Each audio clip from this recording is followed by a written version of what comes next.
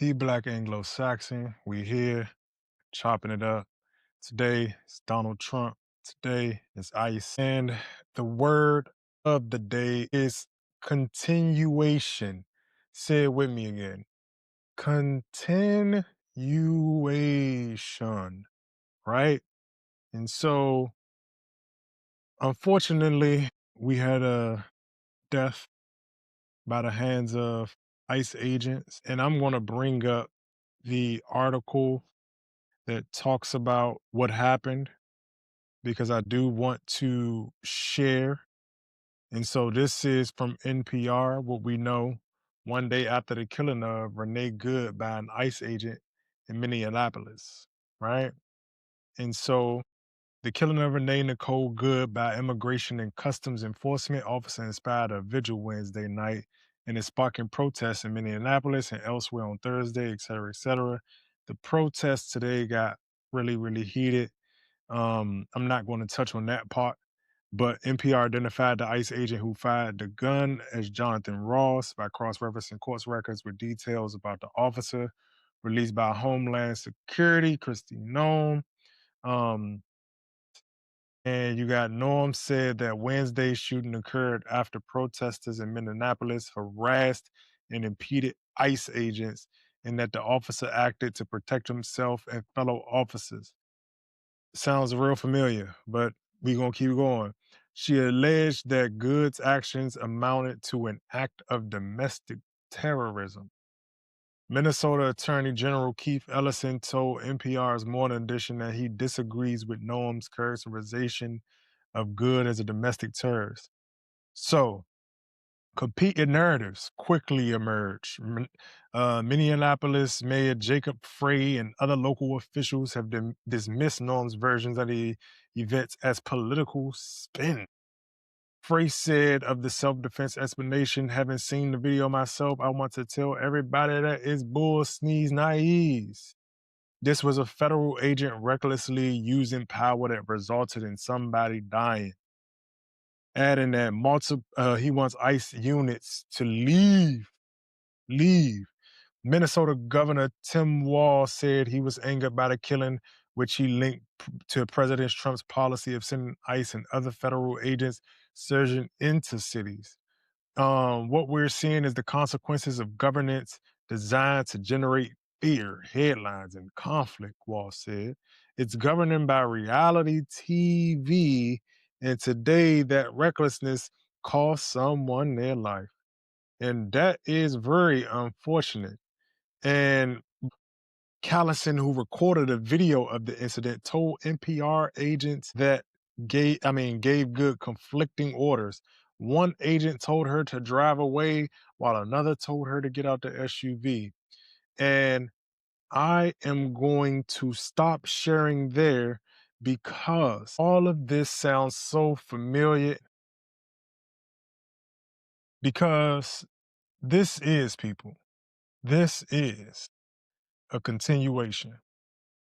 Because what we see here and what we have here is what has taken place by police forces across the nation as it relates to the Negro community. We have been expressing our grievances as it relates to the spinning of narratives. And we have been for decades now expressing to people that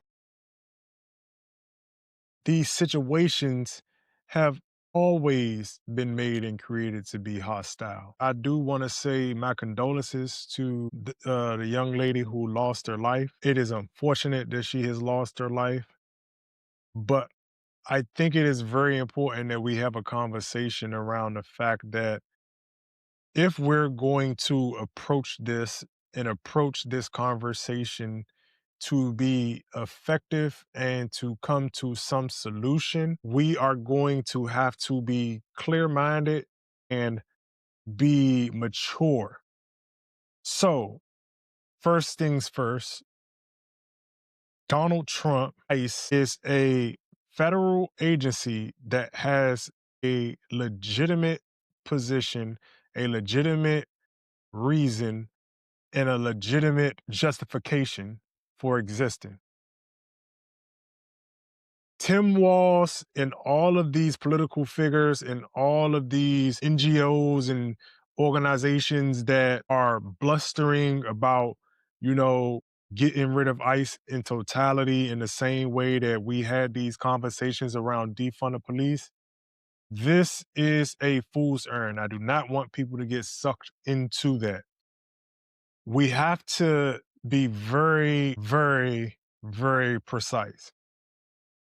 We have to acknowledge that Trump is correct about immigration. Trump is right about immigration.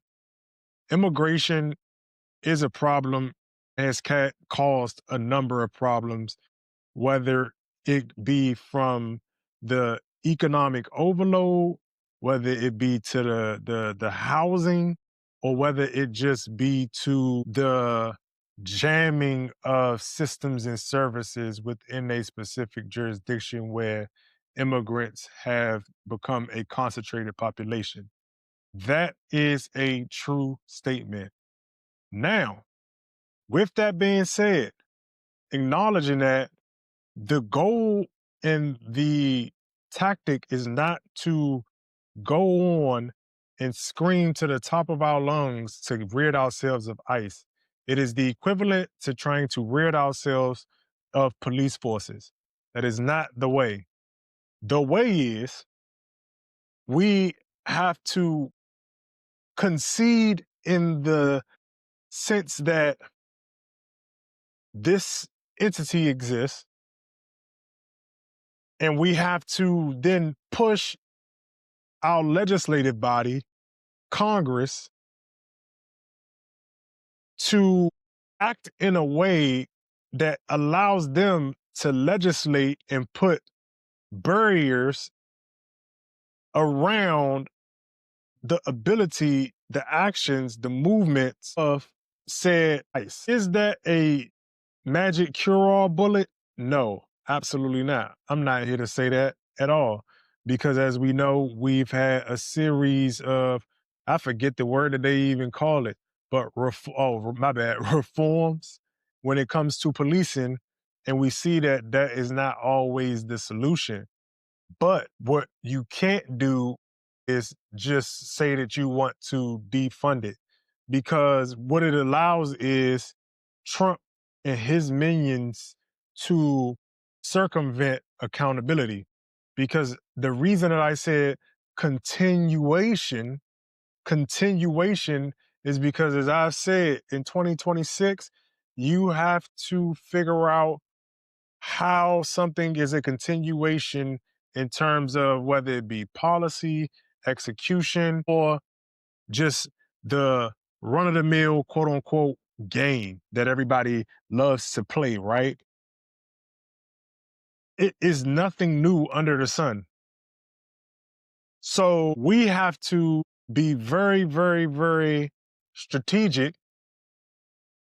in how we approach it, while also acknowledging that this isn't something new. This isn't something that is groundbreaking in terms of narratives being spent.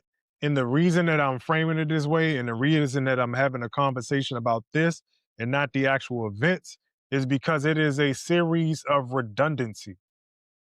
We have been here and we will continue to be here if we continue to approach these issues in the same way. I am not saying don't be outraged. I am not saying that you should not have any feelings toward the issue or the matter at hand. But what I am saying is that calling Donald Trump out his name, calling ICE agents out their name, or saying that, ICE agents are this, and that doesn't get us anywhere. Because the other thing that people have to realize is that, yes, there are numbers of people who are of Latin descent and Black people who are in ICE. People have to work. People need jobs. People need money. And just telling people to quit is also not the solution. That's just like telling people to quit from law enforcement. That's like telling people to quit from politics because they are a political staffer and you feel like whoever is, you know, a bad look and they should quit. Ideally, in a world that wasn't built and run on a visceral, atrocious, and just insatiable machine that we call capitalism, or I'll say American capitalism, one would be able to quit their job if in a space where you have the agency or the heads of that agency acting in a matter that lacks integrity or even legality. But it's very important. It's very, very important that we don't just repeat the same cycle that we always repeat, where everybody gets mad and everybody, including the elected officials who have power and influence, talking about leave. You ca- you know that's not possible, man. Like you know that's not possible. And even if it were possible, it still doesn't fix the issue. But what do I know? Let me know what y'all think. Leave a like, hit the subscribe button. Please share it. I appreciate it. Thank you. And I'll catch y'all again.